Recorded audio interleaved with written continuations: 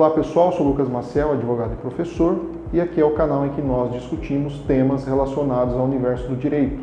Hoje nós vamos falar sobre o refis e os contribuintes que fazem pagamentos ínfimos e o desdobramento disso na prática. Antes, porém, de nós iniciarmos, queria aqui pedir para você se inscrever no nosso canal, se ainda não está inscrito. Também deixe seu like, compartilhe nas redes sociais o nosso vídeo e se inscreva nas nossas redes sociais. Roda a vinheta, João.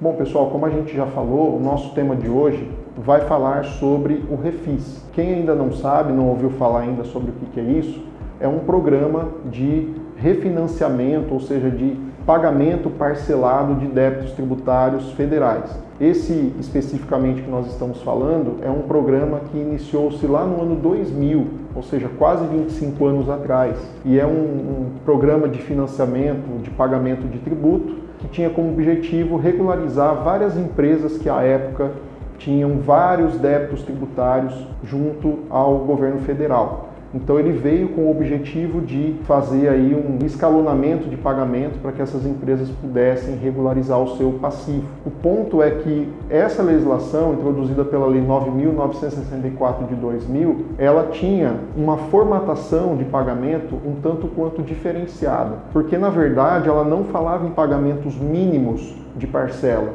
mas sim ela colocava como base o faturamento da empresa. Então, independentemente do valor do débito, a empresa pagaria um percentual por mês relacionado ao seu faturamento. Então, se o faturamento da empresa fosse R$100, ela pagaria um percentual sobre esses R$100. Se o faturamento fosse 1 milhão, ela pagaria um percentual sobre esse 1 milhão.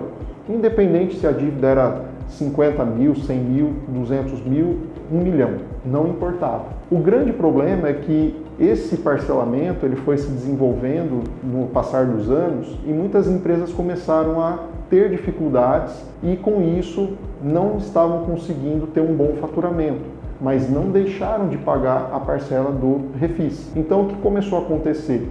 A empresa ela tinha um débito lá de R$1 milhão e começou a pagar R$10 por mês de parcelamento. E isso começou a acontecer de forma reiterada. Então ela começou a fazer isso 1 ano, 2 anos, 5 anos, 10 anos, até que em um determinado momento a Procuradoria da Fazenda Nacional editou alguns instrumentos e excluiu essas empresas do refis, dizendo exatamente que elas não estavam cumprindo com os termos do parcelamento, porque estavam pagando uma parcela muito ínfima que nunca chegaria efetivamente ao pagamento da dívida, que é um dos pontos base, para a gente falar em parcelamento. O parcelamento tem que levar no final ao pagamento, e esse tipo de situação não levaria. Então o que nós tínhamos, na verdade, segundo a Procuradoria, era uma forma de moratória, em que haveria apenas uma situação de empurrar os débitos com a barriga e nunca nós chegaríamos ao pagamento efetivo. E isso começou a gerar uma série de discussões também no Poder Judiciário, porque as empresas diziam que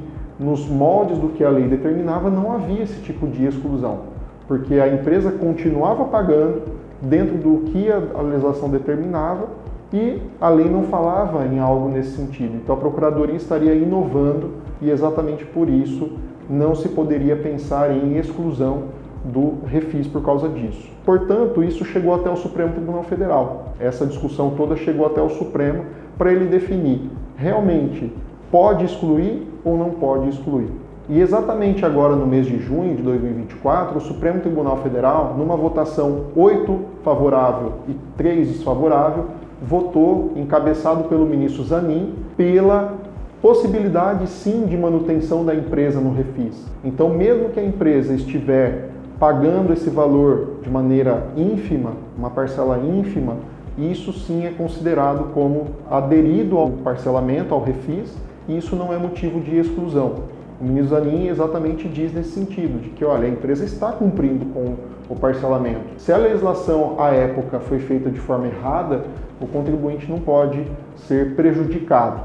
Então, encabeçado pelo voto do ministro Zanin, 8, junto com ele, mais 7 votaram a favor da permanência das empresas dentro do Refis. O voto vencido foi do ministro Flávio Dino, que, capitaneado por essa base da Procuradoria, diz exatamente nesse sentido.